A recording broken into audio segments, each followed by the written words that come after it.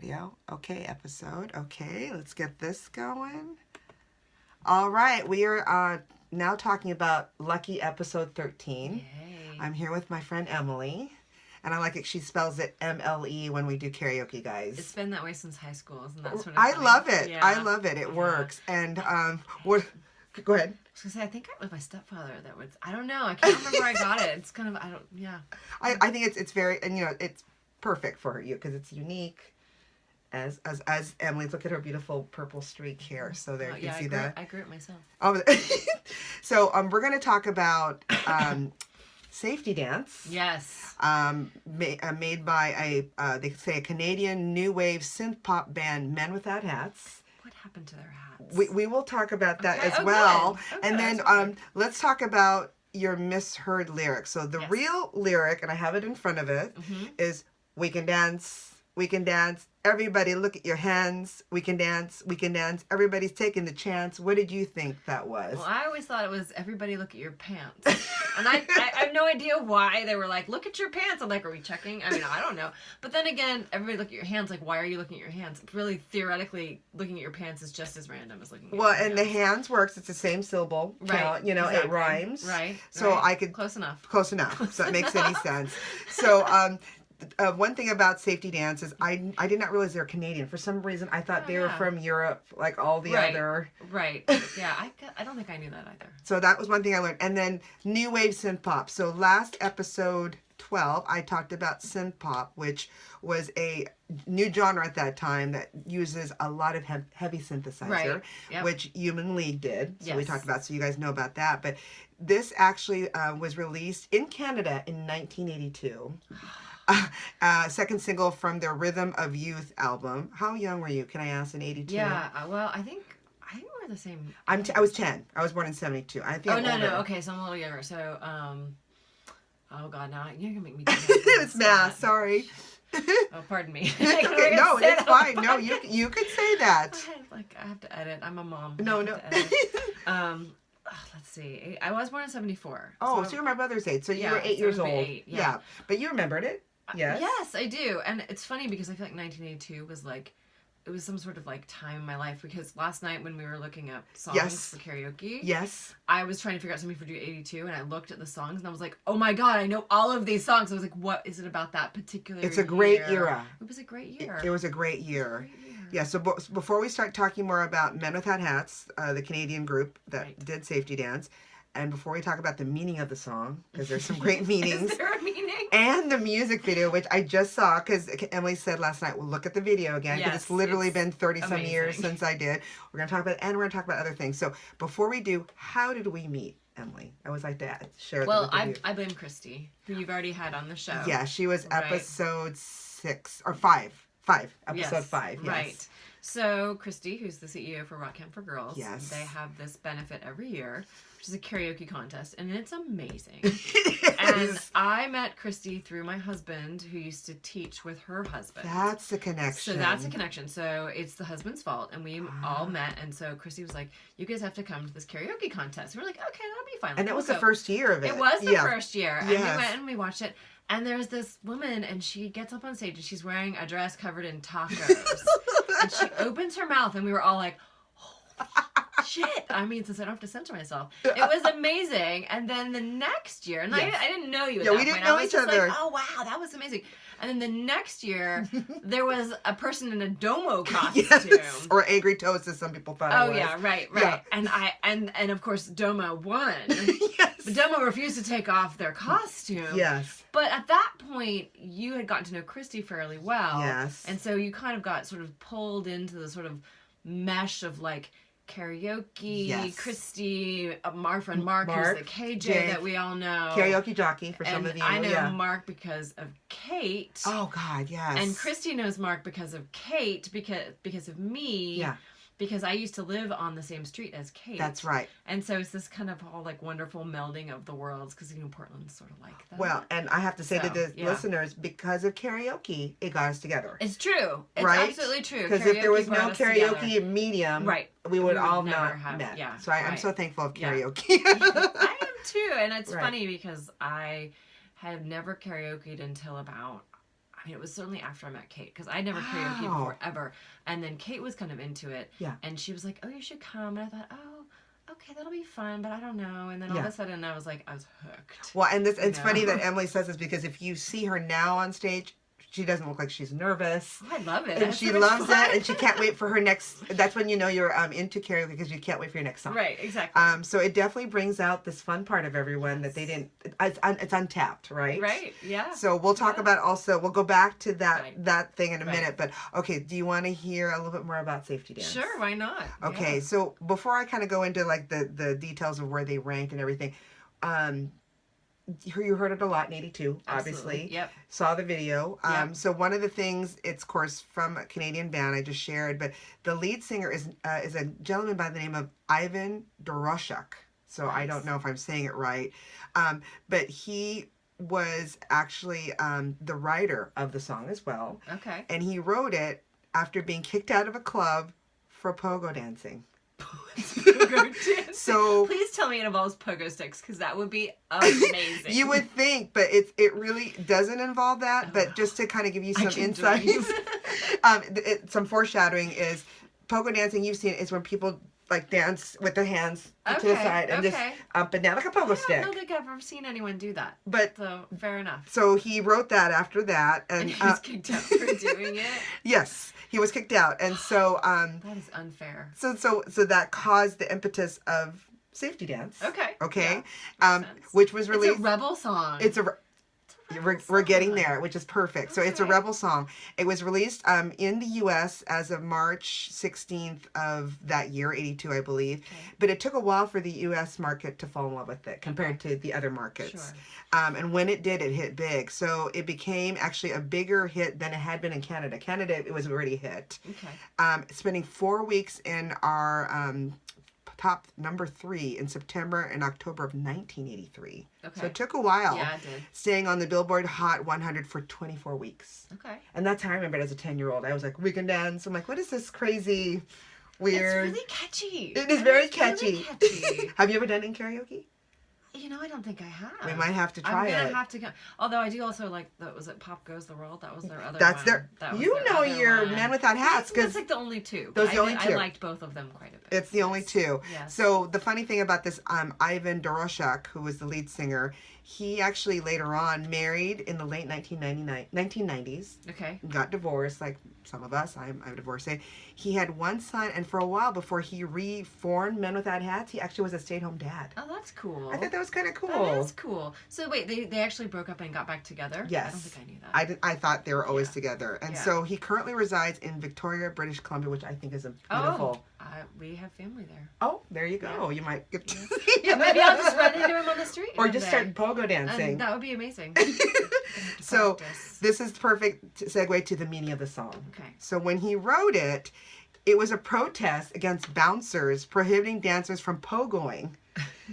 It's so specific. In the 1980s new wave music clubs, because disco is dying, and this is how people were dancing. And new wave. And so he decided, I'm going to write the Safety Dance because I kept getting kicked out. Right. So I support that. You ought to be able to dance however you want, as long as you're not hitting other people. Well, that's consensually. Consensually, moshing is kind of like that. But that's again. You are like reading my mind. So the next part of the thing I found out from Wikipedia and other online sources was, this pogo dancing is a new wave kind of dancing. It was different from disco dancing, obviously, because it was done individually without partners and involved holding the torso rigid and thrashing about. So to other people that don't know of it, it would make people kind of nervous because they thought, oh, that looks dangerous. Someone can actually bounce into me and it looks kind of violent. Well, that's a precursor to slam dancing. Oh, wow. I would never have gone there from there. And also a precursor to moshing. So this is pre-moshing, pre-slam dancing, and more controlled and not hitting. But to others and bouncers of that time, you would get kicked out. They found it quite threatening. So he wrote the song Safety Dance. Oh, wow. And the funny thing is he wanted people to know that that's what it was, because for years people thought he wrote it about safe sex. Oh, God. Okay. And he's like, that is not what it's about. That's not what it's about. No. Well, that theme where everyone thinks things are about sex or food, right? Yes. Yeah, everyone's like... You got it. Dancing. Oh, dancing. So puritanical. Yeah. Dancing must be sexual. Well, he even says, he wrote, quote unquote, the lead singer says, Ivan writes, people reading into it a bit too much. It really was just about the pogoing dancing. A cigar's just a cigar. So that's what it is. Now we know. Hopefully you found out something. Yeah, I didn't know any of that. Yeah. And then he also said it's also not an anti-nuclear protest song. Okay. Some people took it at that because of the year it was. Right. Assumed it was also that as well. And a question about being neither. It's just about pogo dancing. It's kind of like, if you think about it, right? He talks about like doing it pole to pole. Like it's like sort of like this world coming together. Yes. You know, like we're all gonna come dance together. It's like, so I can see where people might be like, oh, this must be about sort of like a peace movement kind of song or whatever. I love that it's just like, let me pogo dance. Like, it's very simple. Like I just want to dance the way I want to dance. And I'm not gonna hurt people. Right. I'm not gonna hurt people. I'm not gonna hurt anyone. But see how funny how that song, because of the pogo dancing, and he got kicked out.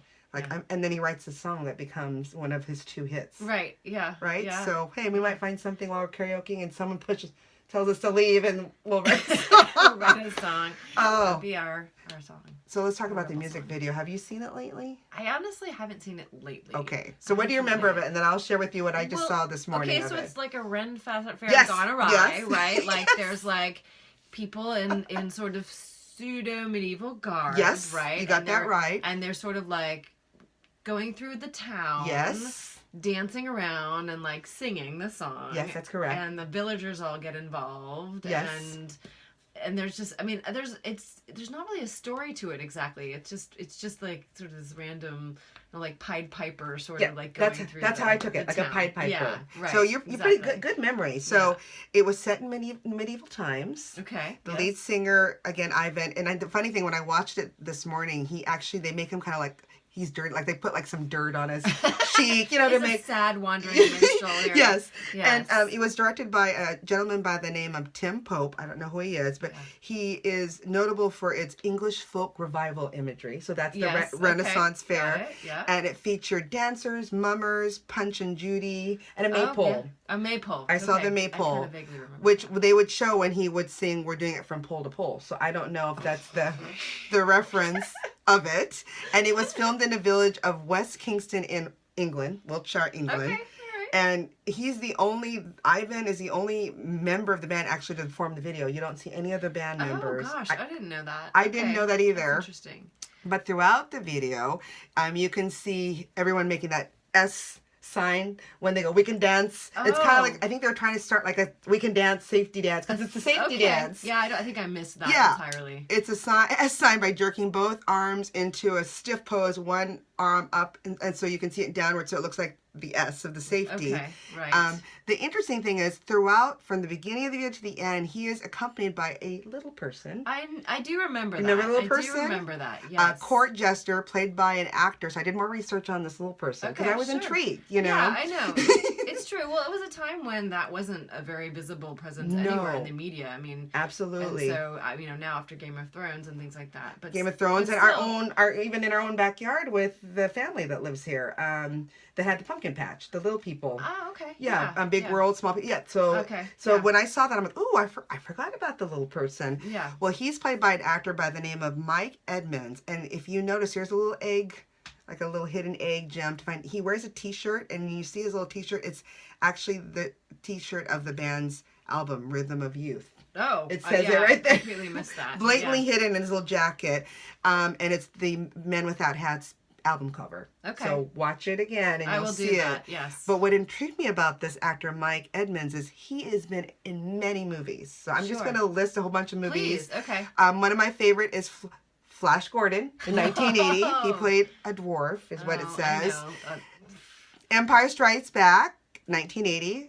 Oh gosh, okay. Time Bandits. I love that movie. Time Bandits is the best movie ever. 1981. He was in there. He played a person by the name Og. Okay. He was in The Dark Crystal. He was. In 1982. Oh, another really good movie. And then he was also Low Grey, an Ewok in Return of the Jedi. Okay. So he was very popular. He played Tiny Man in Sword of the Valiant, and then uncredited, he played a Tick in Legend with Tom Cruise. Oh gosh. There was so much glitter in that movie. Oh my god, and Mia Sara. Oh, So I just had to share that because when I started to go to that rabbit hole and looked at the little person's, yeah. this man's amazing. Yeah, and probably more famous truly than God exactly. And then later on, he was actually in several parts of Harry Potter and all different movies. So he is still working. And he actually even had a kind of like his own kind of biography. It's called Under the Radar, the Mike Edmonds Story. It came out in 2016. Oh, that's I'm going to look into that. It might be on Netflix or something. Interesting to see. Sure. Yeah. And then the last trivia I wanted to share with the listeners, and you probably didn't know about, there was this beautiful young blonde woman also dancing with the lead singer throughout. And she does the S thing, and people are like, who is that? Well, her name is Jenny in this supposed video, but she actually was, someone finally identified her as a woman by the name of Louise Court. And when you do more digging about her in Wikipedia, Google, and whatever, she actually was a journalist who was at one time editor-in-chief at Cosmopolitan later on, and then became a director at Hearst Magazine UK in 2015. So this was like her Right before she kind of... And she's just like this random person dancing. I know you, come be in my video. Come dance in my video. Or she's like, okay. Sure. How awesome. Yeah. You know. So did you learn some new things? I totally did. I keep coming back to this pole to pole thing though. I really want to know. And maybe I'll never know. But, But okay, so obviously when I hear doing it pole to pole, I'm thinking like North Pole, South Pole. Like it's like a world thing. You know, that's a great thing. But I thing. wonder if it was really like we're doing it from the maypole to this other maypole. Like very specific. And it makes me laugh because it goes back to his actual quote saying people are just making too much of it. I'm making way too much of it. You know, trying to make the song something it's not. But when you, just listeners, when Emily said I want to be on the show and I want to talk about this, I was delighted because it's another one of those crazy, videos and songs where it's people know it right away when you first hear it. It also reminds me of the kind of the Come On Eileen video because it's very kind of raw like that and it has a great catchy hook. Right. Yep. But when you'd said everybody look at your pants, I'm like, yeah, I could totally see that. Yeah. Right. Yeah. Like just check them, make sure. I don't know. Like, did you sit on something? I don't know. Which I know you're wearing really good ones. Or like, well, and in the video he's wearing like these balloon like peasant pants, so it works. But now we know that there's this famous little person that's part of this video. I know. I'm kind of glad that you brought that up because I do remember that and I thought, oh my gosh, this is an interesting issue because, like it's not something that people talk about very much. No. And it's something that, in today's society, even it might be a little bit tricky to talk about, right? Because, we're trying not to offend anybody and all of that stuff. Yes, absolutely. But like people who are smaller always get typecast as like the dwarf, right? Or the court jester, or what have you.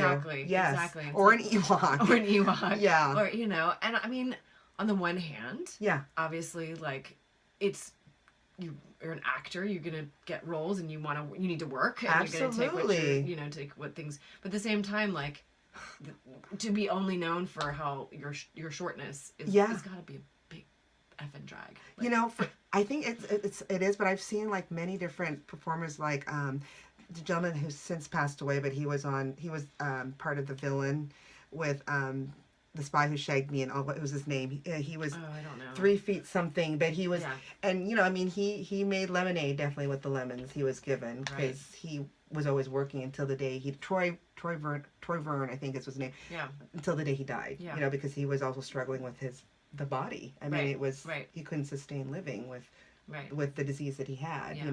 But it was a delight to see him when I saw, and he was throughout the video. Right, absolutely, yeah. Well, I kind of love that out of it comes like this whole history of like all the other things that he did. That you might not have even known. Yeah. And it's cool. Movies for a child of the 80s. Beloved movies. Movies I love. Loved all those movies. I mean, the only thing he's missing on his thing is if he could have been on Neverending Story. I mean, it would have been. Right, perfect. Yeah. So, speaking of 80s, I want to ask Emily this to share with the listeners when she had shared earlier that we have been part of this wonderful rock and roll camp for girls, and this is now the second, actually this year was the third karaoke contest. Okay. Because, time is going so quickly. Right. Emily had approached me and said, let's talk about this. Tell the story. Okay, well, so this is kind of a funny story because originally what we ended up doing was not what I wanted to do at all. So I kind of got roped into entering because Christy's like, come on, I need more entries. Like, I was like, okay, fine. That's fine. I'll do it. It'll be funny. And so originally I was desperate to do David Byrne's Miss America. Oh, I didn't know this. Oh, yeah. And so I had this whole idea. And if it tells you anything about, like, truly, like, deep inside me, there's someone that's very theatrical. Obviously. Like burning to come out. Yeah. And I wanted to go up on stage, and I wanted to wear, like, the tackiest, like, patriotic crap that I could find. Like the black t-shirt with, like, the cat and the American flag, or like an eagle, and like American flag pants. Yeah. And I wanted to sing that song, and I was gonna wear like a Carmen Miranda headdress, and I was gonna I was gonna strip. Oh wow. Okay. And down to, because I found the perfect like American flag bathing suit. Yeah, they sell it wasn't a plenty. Bikini. Okay, so it was even worse. It was one of those like weird cut down so it shows off your belly button, but and then like laces. Yeah, and which everyone, for those who don't see what Emily looks like, only those that are our patrons that pay the $10 a month. Yeah. Emily has a very nice body. Oh, thank you. And so she can definitely pull that off. Well, so the idea was that I would strip to the song because the song is all about like how much kind of like this tongue-in-cheek, like Miss America and how great she is, but how she's like basically gonna fuck you over. Yes. And so, and the idea was that like I wasn't gonna shave. Oh boy. Okay. Which I don't really shave much, anyways. So like again, like this like really tacky like but sexy bikini with like full bush, full armpits. Oh my god. And like when the part when she's like fleecing, I was gonna pull like money out of my bra and like start throwing it on stage. I got this whole idea. Yeah. And then I couldn't find the song. Oh, it is a song that is not available, and and I even went so far as to go into Audacity and try to mix it myself. I wonder what's but the way on. So what I found out is there are some songs that are recorded in such a way that they are the way the tracks are recorded on top of each other. Yeah. You can't separate them out. Oh, and so even when you pull out the vocals, they're still in there. Okay, and so I had to abandon my idea. Well, that's the universe that was speaking to you. I was like, damn it, that would have been so funny.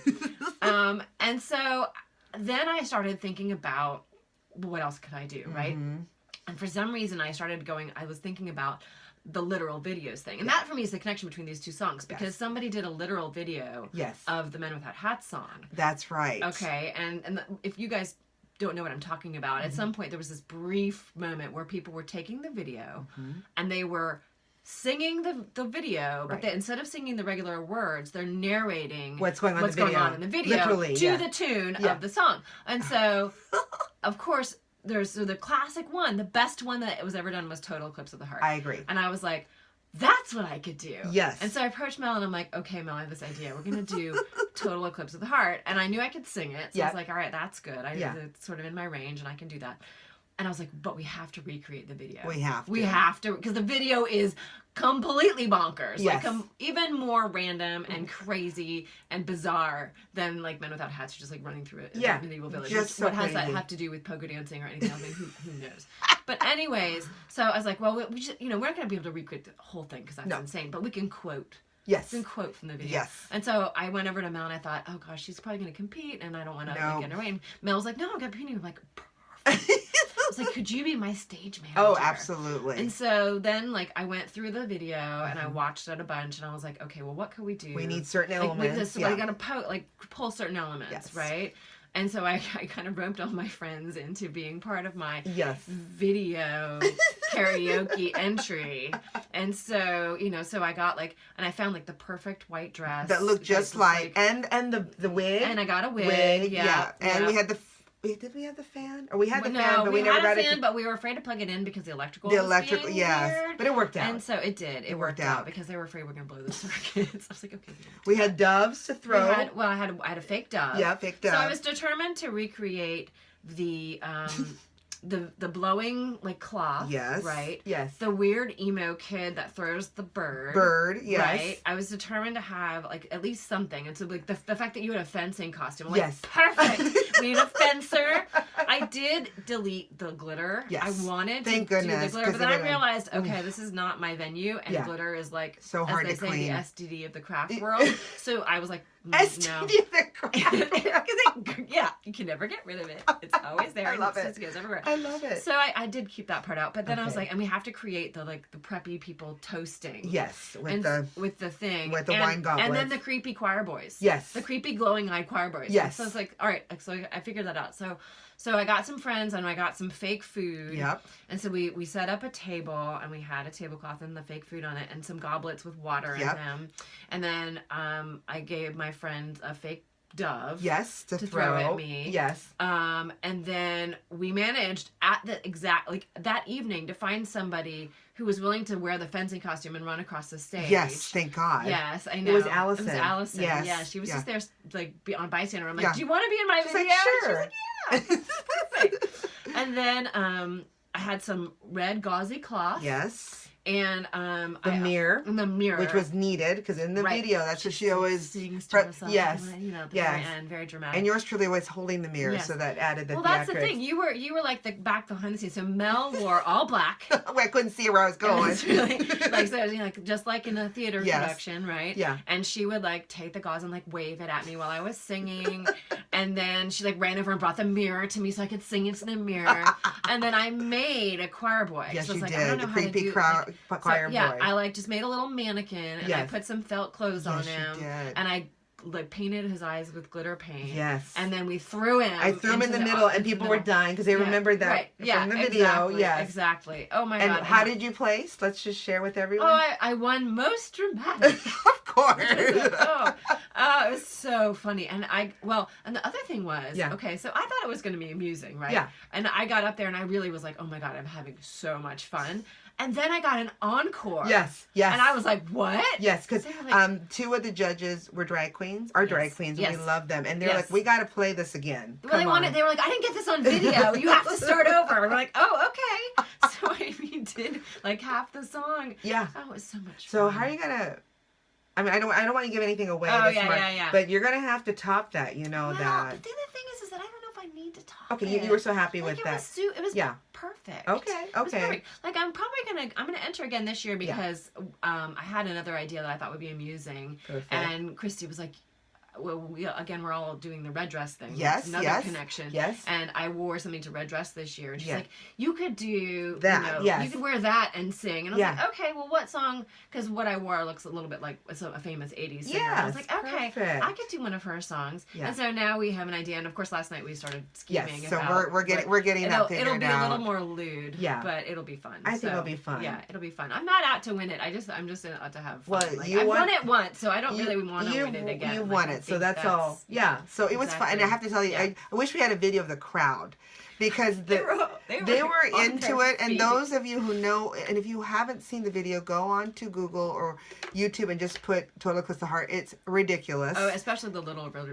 Maybe watch the regular and then watch the little. And watch the little. It's hilarious. It's really funny. And we did a really good job with trying to figure it out just at that same day, and just kind of doing the sequence of when the song. Right. Yeah. And I had like just kind of mapped the song. Yes. And I'm like here's when we do this, and here's when we do this, and that sort of thing. Oh my God, it was so much fun. And from somebody who never thought they would ever sing karaoke. That's what's amazing. I mean, ever. Like I think I always was like, I wish I could sort of do that, but I don't have the guts and I don't have the voice. I mean, I grew up thinking I couldn't sing. Oh. At all. And it was weird to me, like maybe even not until I was in my like 30s or late 30s where I was like, I can sing. Yeah. I have a nice voice. Like it's not. I mean, and I tell people, like, I'm not going to win awards. No, that's why I tell people it's like it's fine. You know your voice. Find a song that complements it, and know the song at least, so you have an idea of. Right. You're going to do great. Yeah. Because as you and I know, if it's a good karaoke crowd, you don't have to be the best singer, but if you have the charisma and you're enjoying yourself, everyone's going to clap. Everyone's going to clap. Yes. Exactly. It's not,